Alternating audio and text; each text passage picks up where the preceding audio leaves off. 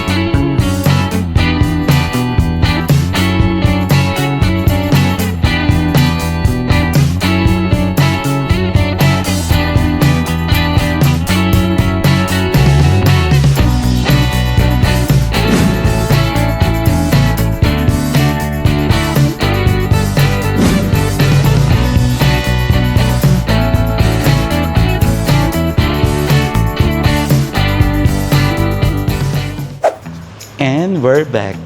Okay, so dahil day 7 na ngayon is medyo ano na to, we're heading to the exciting part. Yan, kasi ano na, mag-waterproofing na tayo. At syempre, after nun is magta-tile installation na tayo. So medyo magkakaroon na ng muka yung ating project na ito. Hindi nalako. So, kung makikita nyo, sarado na yung mall. At papasok na tayo sa ating site. Ito yung ating site. Okay, ngayon ay Sunday. ating site. Yan, ito na yung mga tiles at sinecheck ni Manong Guard yan. So, hello po. Yan, so siya yung nag-check dito kapag overnight. Okay, so itong mga debris na to, ito yung mga iahawling today. Ang goal nito is matanggal siya today. And then tomorrow, yung mga scrap na material kasama ng mga basura, tulad nito, yan, is tatanggalin din siya tomorrow. Okay.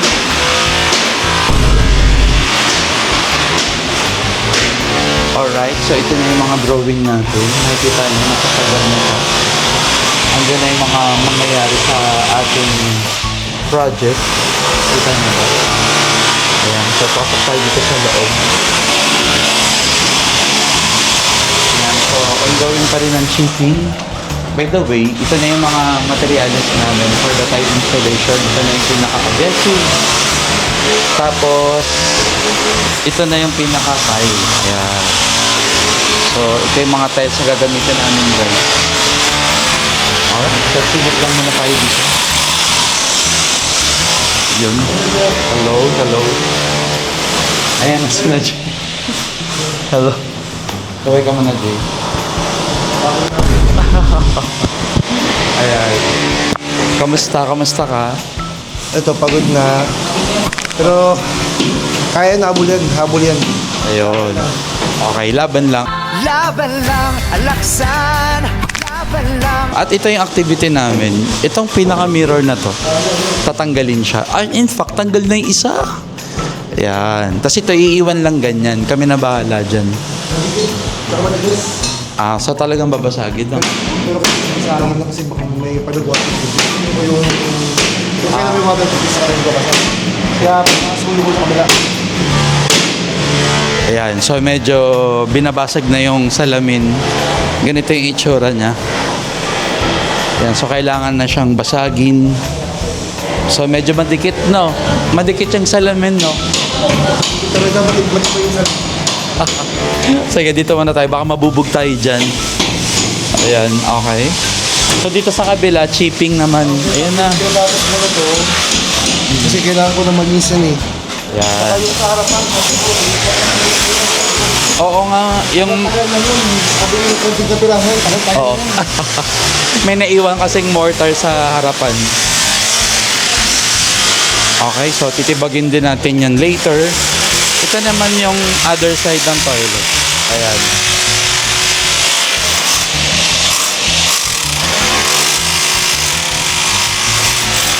So yan, tinitibag na siya.